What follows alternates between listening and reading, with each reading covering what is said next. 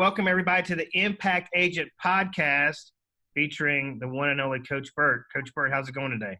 It's going awesome, man. Thank you for having me. I love you and your wife. Telling you, you almost would make me move to Alabama and move in with you guys. That's how much I like you. Wow, that's awesome. Yes.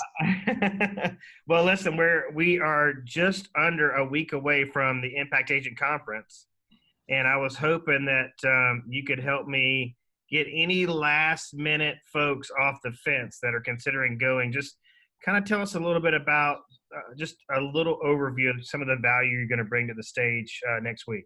Well, first I want to say thank you for having the guts to put this conference on and stick and have the long obedience in the same direction. I remember you and I talking about this immediately after 10X and your enthusiasm. So I just applaud you for having the guts to put these things on. I know lots of people put conferences on or try to put conferences on, but you've stayed the course, man. And this is the start of something very special. And I remember that one of the biggest things I did once, two people showed up, and my assistant tried to get me to cancel it. And I said, nope. I said, they paid their money. I'm going to give them everything they got. And one of those people in that audience that night for the two people was a CEO of a $40 million company. She signed me on to a $450,000 contract to coach. And it taught me a valuable lesson, Jason. It taught me never underestimate how big or small something is. Right. Always show up and deliver. And I think that's what we're going to do at the Momentum, at the Impact Agent Conference. I'm thinking about momentum because that's what you got me speaking on. That's right. That's right. And I just think about momentum because I'm a former women's basketball coach. And I would tell you that winning in life is all about momentum. And momentum is just energy headed in one direction or another. So what I'm going to talk about, I just finished my presentation for that conference, and I'm excited about it because I'm going to talk about how to build monster momentum. You know, I went from a high school basketball coach to writing books, to building a multi-million-dollar coaching company, to being able to speak all over the world. And I would tell you there's these key inflection points where I really built some serious momentum. But there's actions I take every day. And that's really what I'm going to break down is what actions does a person take every day as a real estate agent to build serious momentum. And listen, my top agent that I coach right now went from doing 45 deals a year. He had never done more than 45 deals a year in his entire life for 10 or 15 years. And after a few years with me, now he's doing 130, 140 deals a year. Wow. And it's all about long obedience in the same direction. He's using our selling system, our prospecting system. He's using our $1 million follow-up. And what he really latched onto is my book, Person of Interest. Yeah. And when I taught that concept, he's like, I'm going to become a person of interest in our market. And so that's why I'm excited about your conference because A, you got great speakers. I mean, these are world-class people that you got. B, you got a great city, New Orleans. And C, there's going to be a nice flavor of different cuts of people with different perspectives. I think you've done a great job filling that lineup. Yeah, I love that line. Always show up and deliver. And I guess that's maybe one of the issues that agents or mortgage people or salespeople in general have in maintaining that momentum. Because sometimes, I mean, we don't always feel like showing up and delivering. Yeah, the difference between an amateur and a professional is amateurs listen to their feelings. Wow. Amateurs that don't feel like prospecting don't prospect. I would rather you make 15 prospecting calls a day than go 2 days without making any and make 45 on the third day. I believe you show up every day. Now, listen, my mother would not let me miss a day of school from the time I was in second grade to the time I graduated. And I used to hate that. I would be like, Mom, these other kids get to miss. And she's like, look, son, we dress up, we show up, we grow up, and we deliver. And at 40 years old, I called her one day after I'd been on like a 2-week trip around the world. I'd spoken in, every group you could imagine. I was exhausted. And I called my mom and I said, thank you. Thank you for teaching me how to show up even when I didn't feel like it. Big time professionals do not listen to their feelings. Big time real estate agents do not listen to their feelings. They prospect a minimum of 2 hours a day on nothing but new money. They prospect in the morning. They solve the world's problems in the afternoon. They work a pure prospecting system. They follow up 7 to 15 touches. They have a great service after the sale. Like, it don't matter how they feel. They just keep showing up. And then you condition yourself like a big time athlete to show up whether your feelings tell you want to do it or not. Well, I guess that, we were talking before I hit record about, the programs that you do for kids, both independently and in schools. But I guess it sounds pretty clear where that came from, Yeah. because it was instilled in you early on. Well, I use a term called prey drive that a lot of people don't refer to. Prey drive is typically recognized in animals, specifically dogs, and it is when their aggression is activated. Okay, I believe you can activate the prey drive in an adult, and when you do, it's the ability to see something optically and go get it and do whatever it takes to go get it. Okay, well, a good coach activates prey drive. Some people it's activated by being around other big time people. Like that's mine. When I get around big time people, my prey drive is activated. Like I spent the weekend with Tim Grover a few weekends ago. We did a relentless retreat. I'm spending the weekend this weekend with Tim Story. When I'm with those guys, I was on the phone with Kevin Elko yesterday, which is Nick Saban's team psychologist. When I'm around big time people, my prey drive is activated. That activates mine. For some people, it's losing. For some people, it's fear. For some people, it's competition. But a good coach that is well trained knows how to activate the prey drive in a real estate agent. They know how to take that and flip that switch. So I'm now a professional. I learned that very early by being raised by a single mom in a little bitty house in Woodbury, Tennessee. And I show a picture of the house when I'm speaking. And it's the bedroom and the living room and the kitchen were all the same room. But here's what I watch, man. I watch my mom scratch and claw for everything. And that instilled a very strong prey drive in me. Yeah. You mentioned the 10X and the conference where I first saw you speak. And then I saw you put something out about somebody. Who was it that taught you the art of speaking on stage? Yeah, I had a 15-year, when I was 15 years old, there was a local dentist in my town who had a background in drama, arts, theater. He chose one student every year at the local high school, and he taught that student how to speak, how to present. And then we went and did competitions. So after basketball practice, I would go to his house, and for hours, he would teach me cadence, how to speak with authority, vocal tonality, how to work a stage, how to make eye contact. Now, little did I know at 15 that that's what I would become later in life. Right. But think about the advantage that he gave me. He really gave me an unfair advantage. I was just doing a session with my team before we got on this, and I handled a customer problem right in front of the team.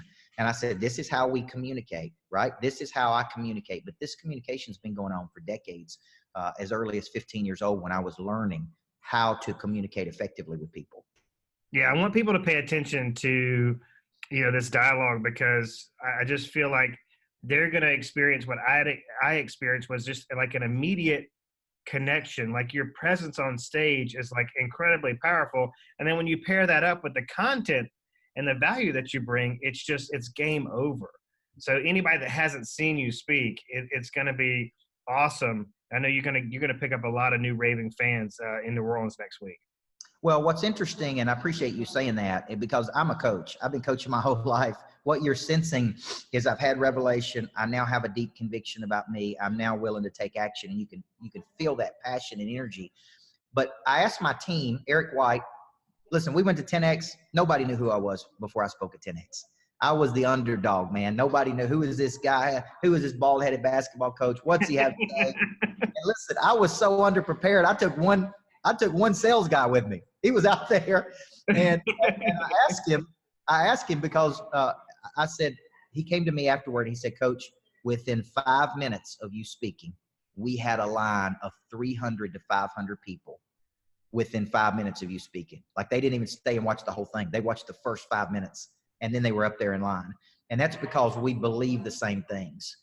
When two people believe the same things, we're in one accord with each other, man, we can do big things together. And I think that's the kind of energy I want to bring to the stages that I get to speak on, like yours. I want people in that audience, man, to walk away with an open mind and a big heart and real content. Like here's the stats I know about real estate that I coach on all the time. 67% of people use the very first agent that contacts them. Mm-hmm. But here's the problem. Most agents don't answer the phone, and they don't call people back fast. Right. They're turtles versus cheetahs. Right. And we got to teach speed. The average person is going to buy 4 to 7 homes in their lifetime. Each one of those should be worth 5.7 referrals. It takes 7 to 15 touches 80% of the time to convert a prospect to a buyer. 98% of real estate agents never call a customer back once they put them in a home. Less than 9% of people remember their real estate agent's name after the transaction is over. Now, I tell you that because when I'm coaching agents, we coach big agents, small agents, baby agents, superstars. I've got a $147 million mortgage producer I'm coaching. When I coach a person, what I'm looking for is a missing structure. And I go, okay, let's go through these stats. 67% of people use the first person. How fast do you call people back? How accessible are you? Okay, average person is going to buy 4 to 7 homes. How many of those would you like to have? What's your follow-up plan after the sale? Do you have a good 7 to 15 touch system on a lead? Like I'm coaching people in these areas. This is how I can tell a person, look, I can get you 5 to 15 more deals in my sleep when I go to work on those specific areas. Because I guarantee you, Jason, that there's agents that are right. We all can better at these. Why do you think? I mean, it's baffling the lack of follow-up that exists, especially in our industry. You know, because Zillow tracks this.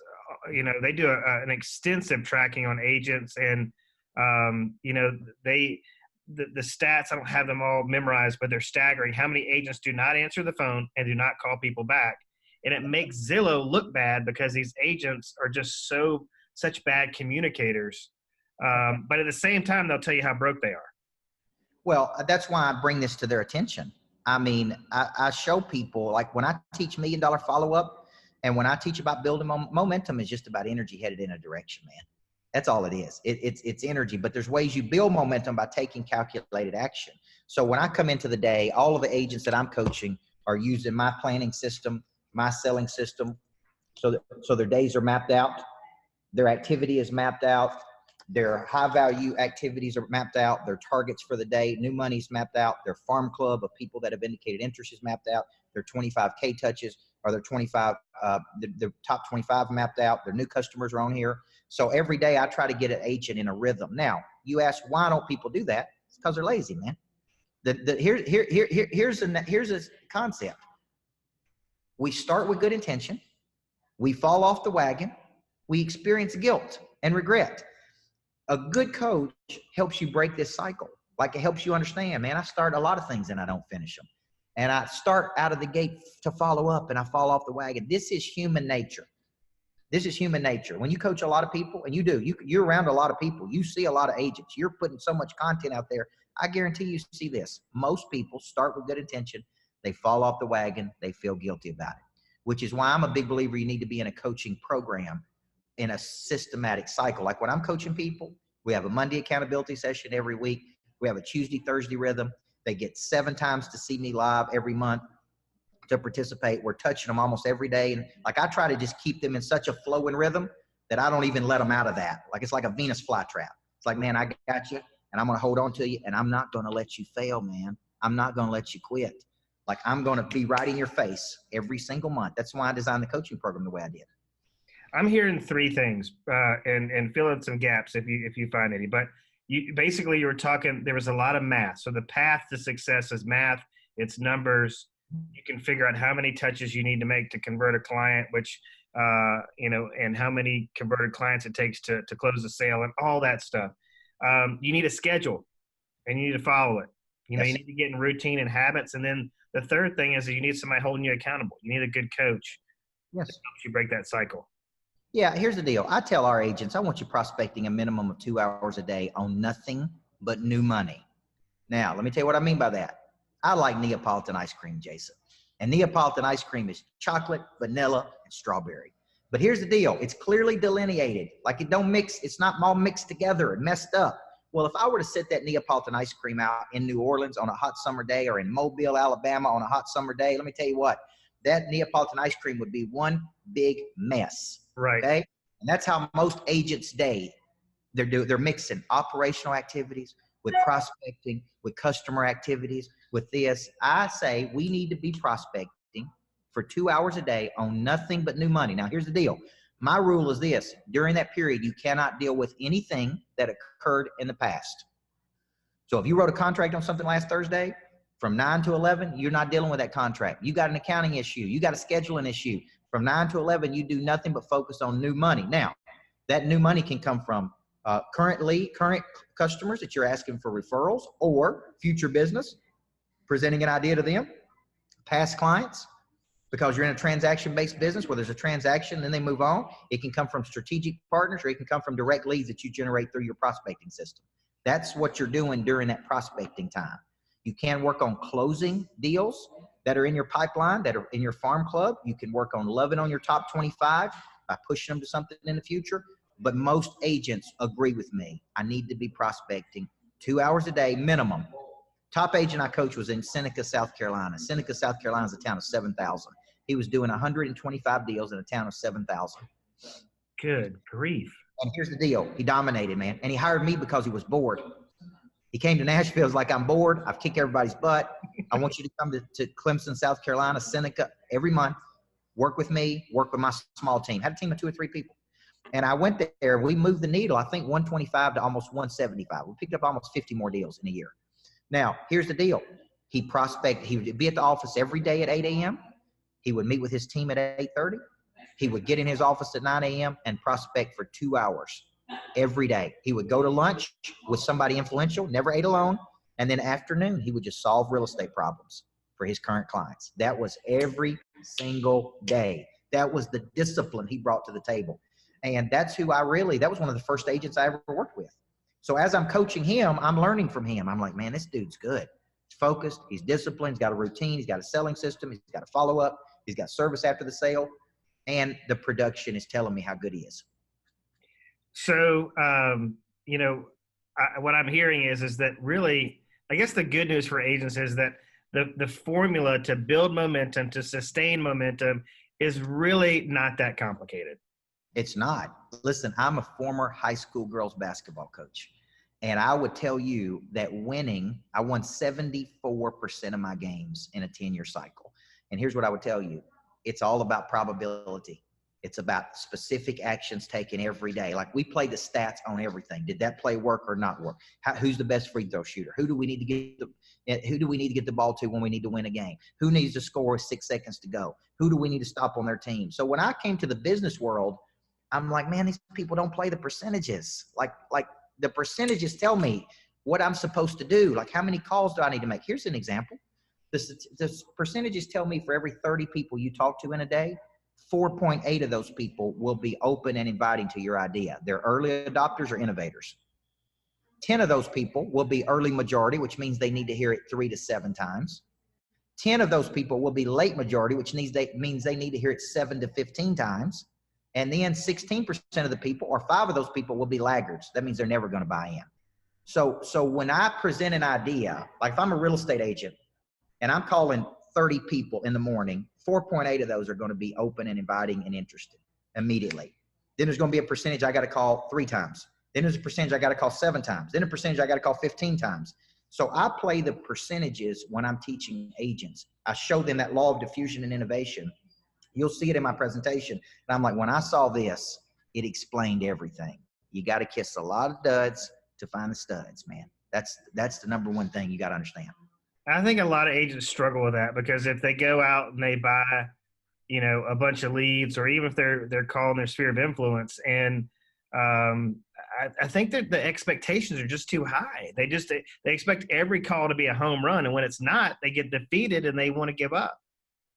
Well, that's exactly right. But more calls can be home runs if your skill gets better. Like the guy I told you about in South Carolina, he was so skilled at overcoming objection. I called him the Venus flytrap. I'm like, man, when you talk to this dude, like if it's about real estate, he's going to win. He's that good. So his close ratios are higher. The sales velocity happens more. He asks better questions than the average agent does. He overcomes objections faster. He knows how to pivot and present a different idea to you. Like I tell my sales team, I don't have to make 80 calls a day. I can make 10 calls a day and close a couple $100,000 worth of business because I'm more skilled than they are. Now, my job is to skill them up so they don't have to make that many calls. So most agents are they're busy, but they're very non-productive. Yeah, that brings me to, I think, a final point that we can make is that one of the biggest things I see agents lacking is the preparation. And as a former basketball coach, we use sports analogies all the time in my industry. And, I asked them, I said, does whatever professional athlete's your favorite, does he or she just show up on game day? Is like game day the practice, or is Right. there some preparation leading up to the game? But so many agents are so focused on filling their pipeline, or they're so focused on the opportunity that when the opportunity presents itself, they don't know what to do with it because they Yeah. didn't prepare, which blows my mind. Well, my buddy Brad Lee says, do you think the military just gives a person a machine gun and tells them to watch a video? No, they don't. Okay. On average, we spent 5.5 hours a day with our players when I was coaching. I spent 3.5 hours planning practice. I'd spend hours a week watching film. Like, there's not enough preparation. So, for example, Jason, this is a good point. If you're not willing to spend 7 to 15 minutes at night or in the morning mapping out your day for today, how serious are you about the results that you're getting? You're not that serious, because big time people do not wing it. They can wing it, right? Like I could show up at your conference, and I've spoken so many times, I could just get up there and completely wing it, but I don't. I thought about the presentation. I reworked the presentation. I wanted to change it to momentum because that's what you wanted me to talk about. So here's my point. I don't do canned things, because to me, it's about how I've got an hour to impact those people, and I want to impact them, which means I'm better this week than I was last week. You ever heard a speaker have the same presentation that they give for 30 years? No. And they don't improve it? And it's the same thing, and they haven't changed the stories. And I understand having openings and certain jokes, and I get it that you have those. But to me, my talk on your stage should be significantly better than my talk at 10X last year. Like, I'm so much better today than I was then. I've gotten more vulnerable. I've learned to tell stories better. I've got more breadth and depth, but I prepare. And that's what agents have got to understand, is that you're on a stage every day getting in front of your clients, and you're either ready or you're not ready. We always reap what we sow, more than we sowed it, for longer than it was sown. So agents who do not work a prospecting system and do not have, right, like there's no harvest coming in, man. There's no harvest. I don't know when the harvest is coming. I just know I got to sow every day. The reaping is coming. I just don't know when it's going to come. It's such an amazing point. And if you are that much better than 10X, then like I'm a fan. So like I am like super pumped up for this experience. So gosh, I just you were the first call I made for this conference, the first person I reached out to hire. Yep. And I'm so grateful that I went to 10X and that I got to experience you on stage, and can't wait for next week. So any closing thoughts before I let you go? I want to make a strong play to those people who are looking at the conference who have not made a decision. I promise you, you're going to get your money's worth and a whole lot more. I think what you're going to learn could get you 15 more deals a year. Between me and the other people that are going to be on that stage, listen, whatever it is, it ain't enough. And I'm doing an event with Tim Story this weekend, and he says, because people say, well, I don't have the money to go to that conference, or I don't have, here's what he said. I never forget this. He says, sometimes you got to live out of your sacrifice before you get to live out of your surplus. Wow. Golly, that's good. At 25 years old, I borrowed $2,500 from my mother to go through the 7 Habits of Highly Effective People, the certification. I didn't have the money, man. I borrowed out of my sacrifice. I went to my mother and said, will you please loan me the money? I was a high school basketball coach making $24,000 a year. And she loaned me the money. I went to the 7 Habits, changed my whole life. It changed everything for me, right? Now, I want you to think about that. I paid the money back to my mother. So although I thought I didn't have the money, money's never the problem. There is no shortage of money. There's only a shortage of creativity. So what I did is I got the money. I went to the conference. The conference changed my life. And I wouldn't be where I am today if I didn't go to that conference. And I could show you story after story of big time people that did the exact same thing. So the prices at your deal are ridiculous. I feel like we're giving those tickets away versus charging. Right. And I mean, I'm telling you, listen, I hope you watch my interview and say, I'm just one of the pieces of the puzzle that's going to be there. But I promise you, out of my session alone, you will get all your money's worth. I'll bring everything I have to New Orleans with me, and then some, to make sure that we over deliver. Like, this ain't a game changer. This is going to be a life changer for you. So you got to get there. I could not agree more. And I know you're a super busy guy. So, Coach, thank you so much for your time. And we'll see you next week in New Orleans. Absolutely. Thank you, big guy. Thank you.